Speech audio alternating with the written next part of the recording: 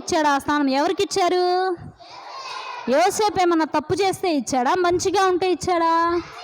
మంచిగా ఉన్నాడు, ఎవరిని ఏమీ అనలేదు. మంచిగా ఉన్నందుకు దేవుడు తనకి ఆశీర్వాదం ఇచ్చాడు. ఇలా మంచిగా ఉన్నందుకు ఫరో రాజు తనని అంత స్థానికి, అంటే ఐగుప్తు దేశానికి ప్రధానమంత్రి ఈ యొక్క యోసేపు. ఐగుప్తు దేశానికి ఏంటి? ప్రధానమంత్రి తిను యోసేపు. ఏం చెప్పినా ఇప్పుడు ఫరో రాజు ఏమంటాడు? నేనేమి అన్నావు, మీరు ఎక్కడికి వెళ్ళాలన్నా కూడా ఎవరిని అడగాలి? యోసేపుని అడగాలి. మీరు యుద్ధానికి వెళ్ళాలా? యోసేపుని అడగాలి. ప్రతిదీ యోసేపు పర్మిషన్ తీసుకొనే చేయాలి.